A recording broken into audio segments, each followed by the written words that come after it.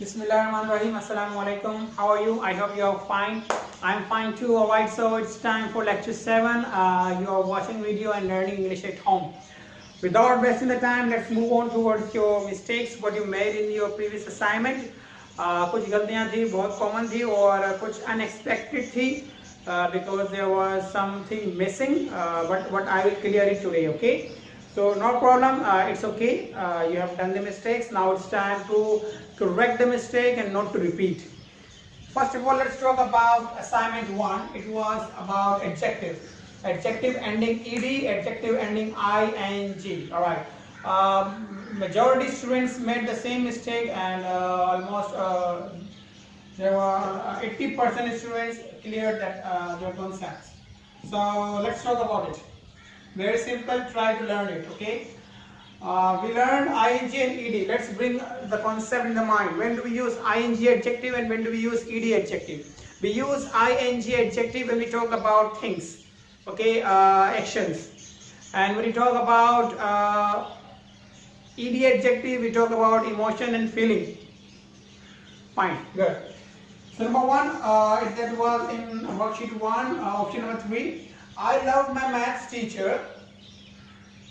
Lessons with her were never. See, lessons with her were never. किसकी बात हो रही है? टीचर की बात हो रही है या लेसन की बात हो रही है? Of course, लेसन की बात हो रही है.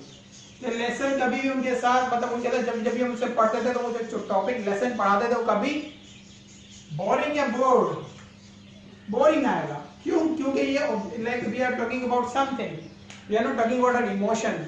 अगर मैं बात करूं कि भाई मुझे अच्छा नहीं लगता था या मैं इंटरेस्ट नहीं होता था तो वो फिर वो ईडी में जाएगा. ओके, यहाँ पर किसी सब्जेक्ट की लाइक इमोशन की बात नहीं हो रही, किसी चीज की, किसी पर्सन की बात नहीं हो रही. हम यहाँ पर ऑब्जेक्ट की बात कर रहे हैं. ओके, किसी चीज की, किसी टॉपिक की.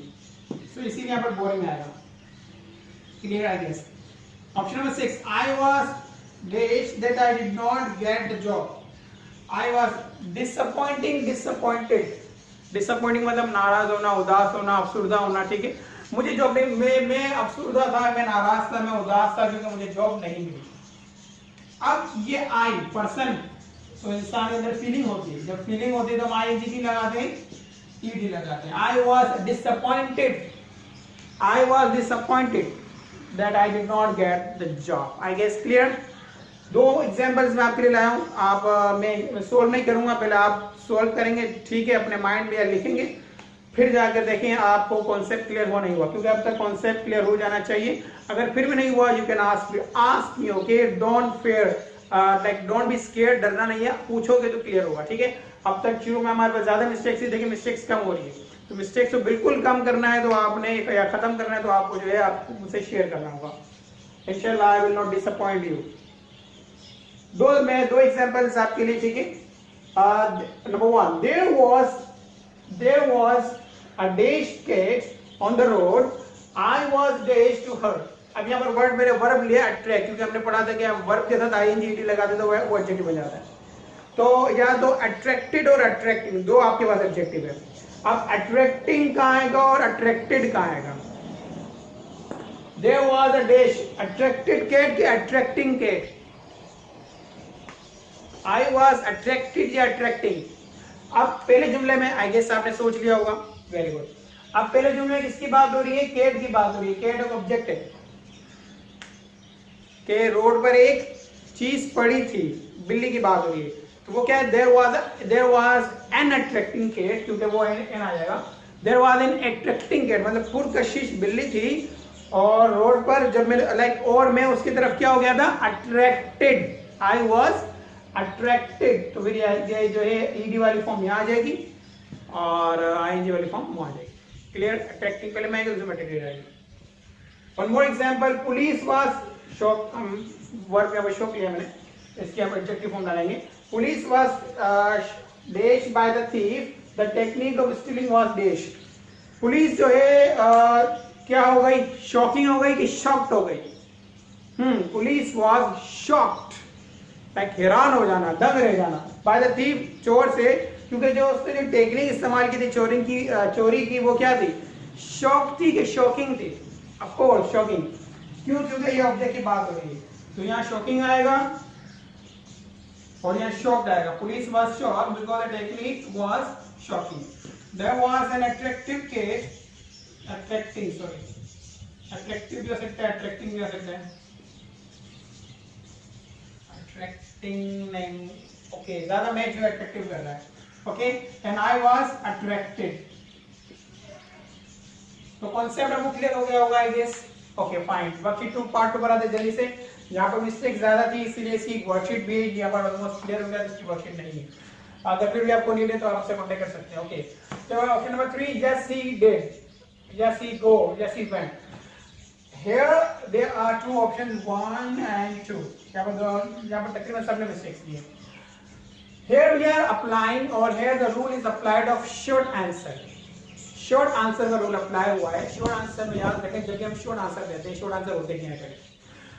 नॉर्मली हम ज्यादातर मोस्टली हम अपने सवाल जो सवाल हमसे किए जाते हैं उसका कंप्लीट नहीं शॉर्ट आंसर देते हैं. फॉर एग्जांपल, खाना खाया, हाँ खा लिया.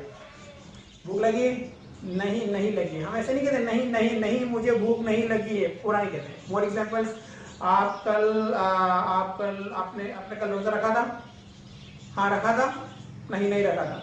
हम इस तरह नहीं कहते हाँ मैंने कल रोजा रखा था. लास्ट एग्जांपल, आपने क्लास 10 में या आपने मैट्रिक में पहली पोजीशन ली थी, हाँ ली थी, नहीं ली थी. तो देखिए आपके आंसर क्या शॉर्ट है. जिस तरह उर्दू में शॉर्ट आंसर, इस तरह इंग्लिश में भी शॉर्ट आंसर हम देते हैं और ज्यादातर देते हैं. ये जो है टाइम पर वर्ड लाइक कम वर्ड में आप पूरी बात अपनी बता देते हैं, कम अल्फाज में बात पूरी डिलीवर करते हैं. तो यहाँ शॉर्ट आंसर का रूल फॉलो हुआ है. शॉर्ट आंसर का रूल याद रखें. जब भी हम शॉर्ट आंसर देते हैं, शॉर्ट आंसर में आपके पास सिर्फ 3 चीजें होती है. यस या नो होता है, यस या नो, सब्जेक्ट होता है आपका, और प्लस हेल्पिंग वर्ब होता है. मतलब जिस टेंस का वर्ब यूज कर रहे हैं ऑक्सिलरी वर्ब भी कहते हैं. हम ये 3 चीजें इस्तेमाल करते हैं. वर्ब नहीं आता, ठीक है, एक्स्ट्रा वर्ड्स में नहीं आते. सब्जेक्ट यस या नो, अगर नो आ गया तो उसके बाद नोट लगेगा हेल्पिंग वर्ब के साथ, ठीक है. यस या नो, सब्जेक्ट, हेल्पिंग वर्ब. अगर नेगेटिव है तो no. For example, do you have a mobile? Yes I do. Sorry, do you have a marker? Yes I do. Do you play cricket? Yes I do. अब याद रखिएगा जिस tense का helping verb से सवाल किया उसी टेंस के हेल्पिंग वर्ब से शॉर्ट आंसर दिया जाएगा. Are you happy?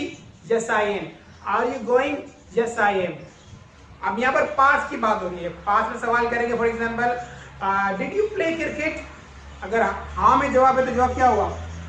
Yes I did. Yes I played नहीं होगा, यस आई डिड. और जब नेगेटिव में आएगा तो no I did not. One more example, did Sana wash the dishes? अगर हाँ में यस शी डिड, ना में no she did not. Same rule. Yes, he did. No, I did not. कोई वर्ब नहीं इस्तेमाल होगा. No verb. शॉर्ट आंसर में वर्ब नहीं आता, सिर्फ हेल्पिंग वर्ब आता है. ऑक्सिलरी वर्ब जिसे हम कहते हैं. ओके, अब फिर यहाँ पर बाकी तो आपकी कॉमन लाइक आपने जो है वो रूल को फॉलो नहीं किया. कैसी mistakes? Did you date the film, तो हेल्पिंग वर्ब में ये भी नहीं आएगा. ये सेकंड फॉर्म में फर्स्ट फॉर्म आएगी. तो हम सेकंड फॉर्म सिर्फ सादा जुमले में इस्तेमाल करते हैं. Okay, I dashed a headache yesterday. हाँ, यहाँ कंफ्यूजन हो गई आपको. याद रखिएगा ये जो है ये तीनों जो है लाइक प्रेजेंट पास्ट फॉर्म है, ठीक है. इसमें वाज तो नहीं, ये है हैज हैड और हैड. ये ऑक्सिलरी वर्ब में भी इस्तेमाल होती है, एज हेल्पिंग वर्ब भी इस्तेमाल होती है. आई हैव अ पेन, मेरे पास एक एक कलम है, ठीक है. तो हैज हैड जो है प्रेजेंट फॉर्म है और हैड जो है वो पास्ट फॉर्म है. लाइक मेरे पास एक गाड़ी थी, आई हैड अ कार. तो ये यहाँ पर सेकंड फॉर्म पास्ट में इस्तेमाल होगी, इसलिए यहाँ पर आई हैड है. ओके, आपके नॉलेज में इजाफा. आखिर में she dash her children to school. अब यहाँ पर वर्ब की सादा जुमला है तो वर्ब की सेकंड फॉर्म आएगी. और टेक की सेकंड फॉर्म क्या है? टुक. फॉर्म ऑफ वर्ब आपको याद होने चाहिए अगर आप में कंटिन्यू करना चाहते हैं. So that's it. I guess mistakes confusion cleared. I will share on worksheet of past simple so that you clear more confusions. If you have any confusion you can clear it and you can just remove it completely. So it's enough for my mistakes review. I guess you have improved. Now it's time for next topic and that is very interesting. That is regarding speaking. Stay connected. Let's move on to part 2. Take care.